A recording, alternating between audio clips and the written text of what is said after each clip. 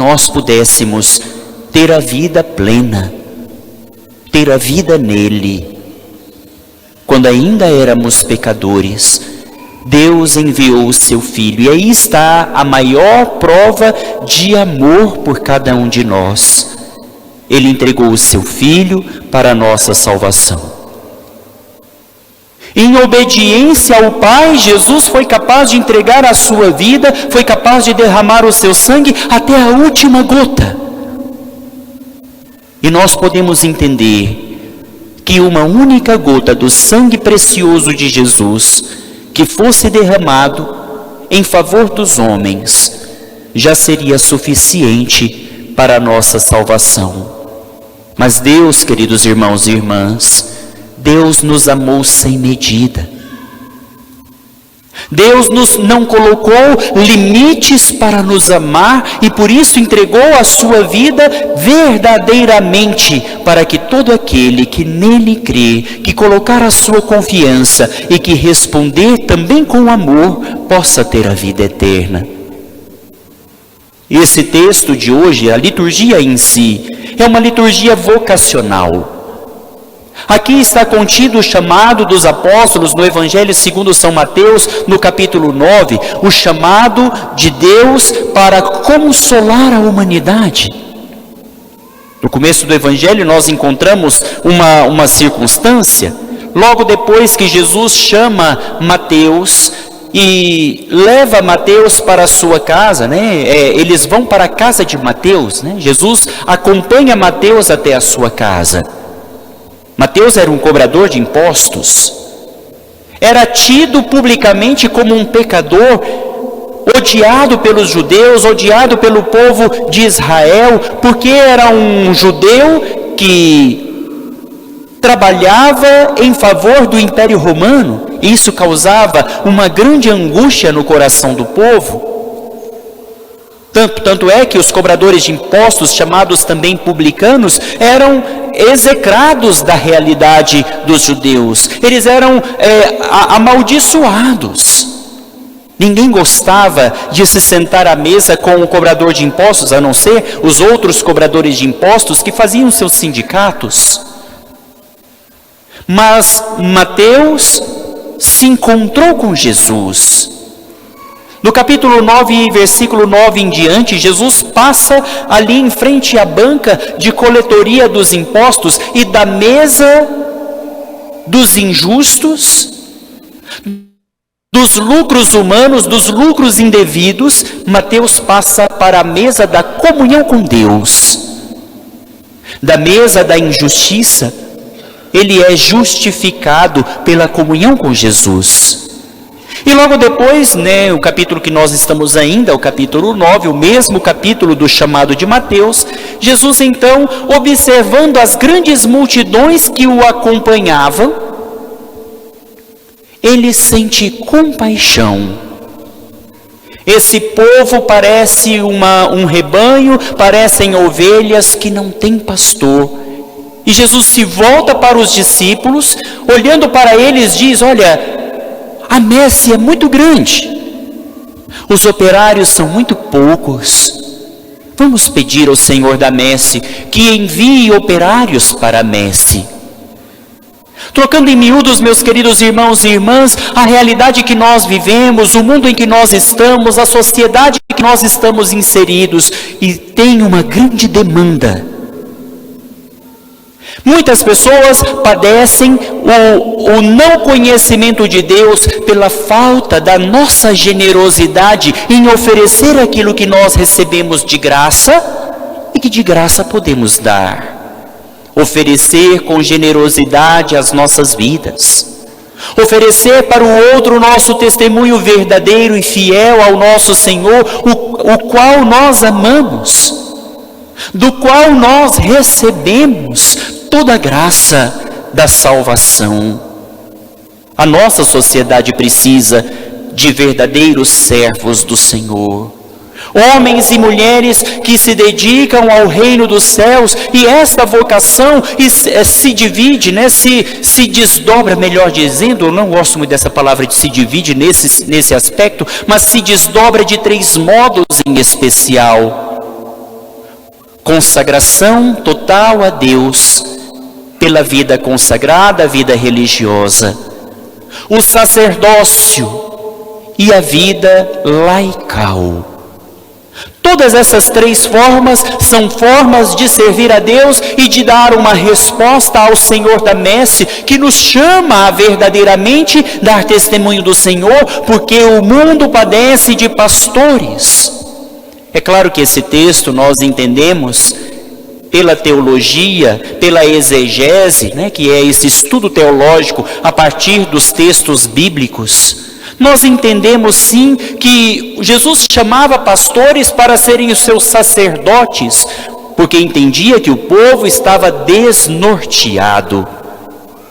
Mas nós podemos abranger aqui um pouco mais também, porque todo aquele que assume em algum aspecto uma autoridade sobre o outro deve ser pastor.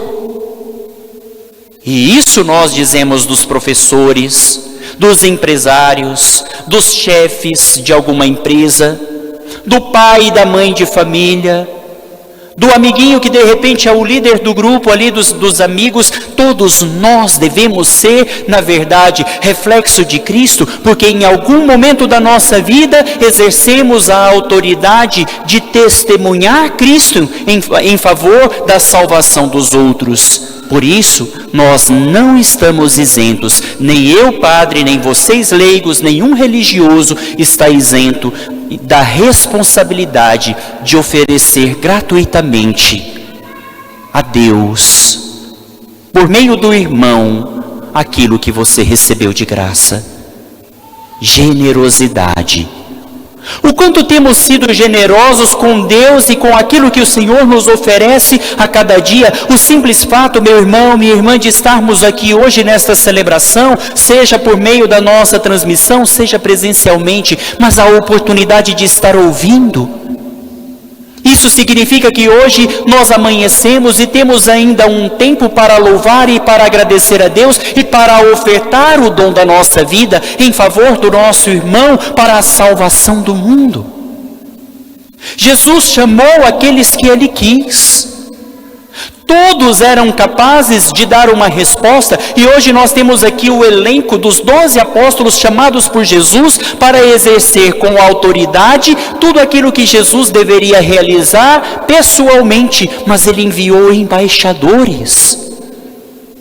É dentro da sua casa, pai e mãe de família, que você exerce a autoridade do testemunho verdadeiro, lugar que eu, Padre Warley, não posso estar, mas você pode. Nem eu e nenhum outro sacerdote pode estar constantemente lá dentro da sua empresa para dar testemunho de Cristo e para falar do Cristo, muito mais do que com as palavras, mas com o verdadeiro testemunho da fé, com as atitudes. Eu não posso estar lá na sua empresa, mas você pode. Lá na sua repartição pública onde você trabalha, que muitas vezes vai por obrigação, vai com descontentamento no atendimento do próximo, faça disso o seu modo de guiar o seu irmão para Deus. De graça recebestes, de graça deveis dar. Louvado seja Deus pelo emprego que de repente você tem. Quantos desejam ter também a oportunidade de ter o emprego, de ter o sustento da sua vida, e estão batalhando, lutando, mandando currículos para diversos lugares e muitas vezes não são afortunados com a graça de um emprego.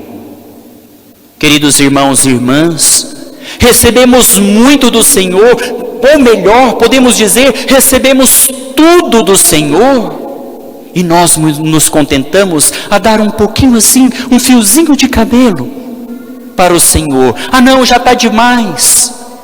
O que eu ofereço para o Senhor é muito, uma vez por ano, talvez uma obra de caridade no tempo da quaresma ou no tempo do advento, mais como que um desencargo de consciência do que com um comprometimento real, verdadeiro, constante. Porque Deus, meus queridos irmãos e irmãs, Ele não quer uma parcela da sua vida, Ele não quer uma parte do seu tempo diário. Em tudo devemos fazer para a honra e glória do Senhor. Se nós estamos caminhando, devemos fazê-lo por graças a Deus, para dar graças a Deus. Se nós estamos trabalhando, é para dar a glória a Deus por termos recebido um emprego. Em tudo dai graças. Em tudo na nossa vida devemos oferecer para o Senhor como que uma resposta de amor. E aí, quando nós falamos de vocação, nós pensamos de uma maneira muito mais mesquinha, porque é para o outro. Vocação não é para mim, é para o outro.